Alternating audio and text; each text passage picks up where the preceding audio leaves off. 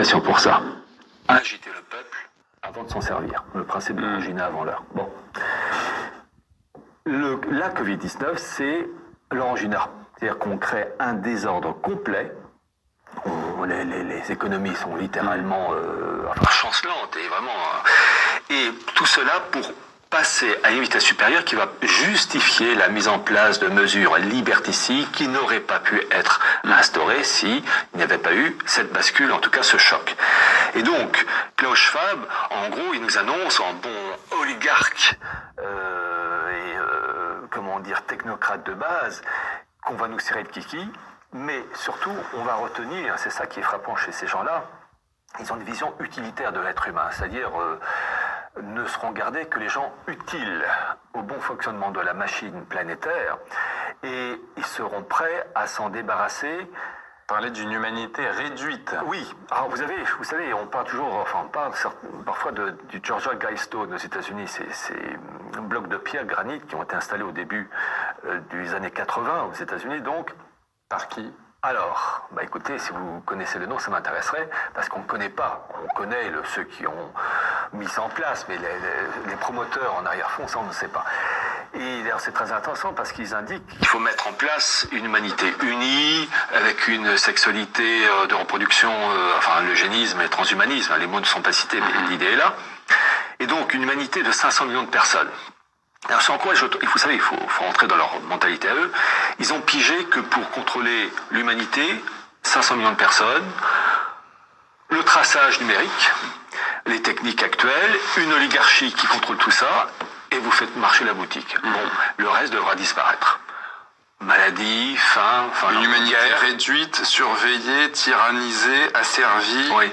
Pour la bonne marche économique. Oui, et surtout il y a une chose, alors ça c'est peut-être le plus dur à expliquer, dans leur esprit à eux, de ces élites messianiques, avec un arrière-fond satanique, c'est que le fait de laisser mourir des gens, c'est une offrande, une odeur agréable à l'éternel.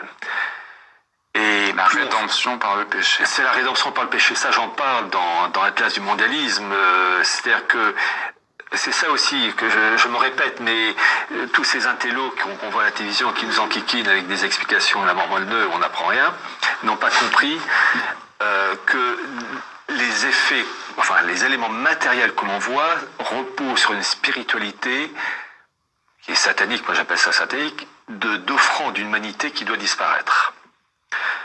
Et c'est le principe d'une odeur agréable à l'éternel. Vous savez, les guerres de la Première et la Seconde Guerre mondiale ont rendu service à certaines élites.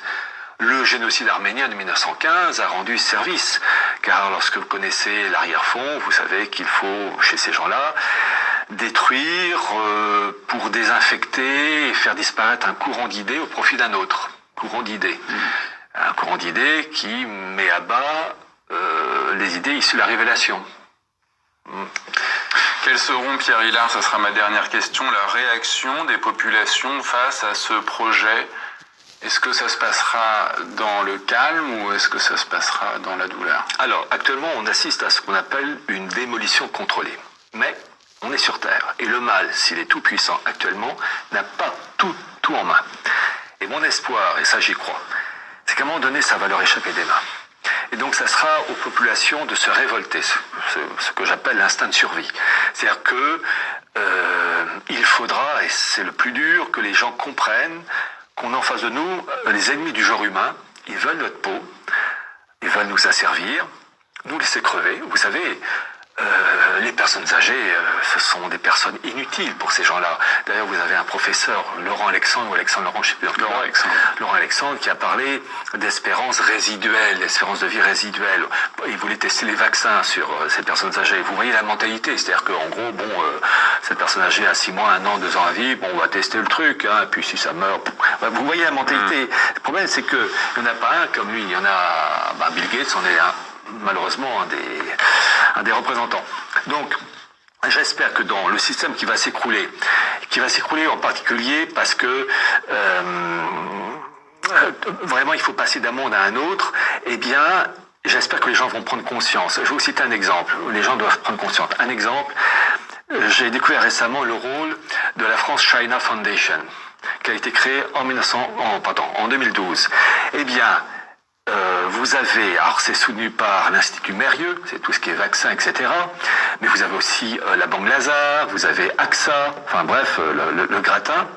Eh bien, chaque année, ils donnent un prix Young Leader. Alors, il y a plusieurs heureux bénéficiaires, chinois et français. Pour l'année 2019, celui qui a reçu ce prix Young Leader, c'est Olivier Véran.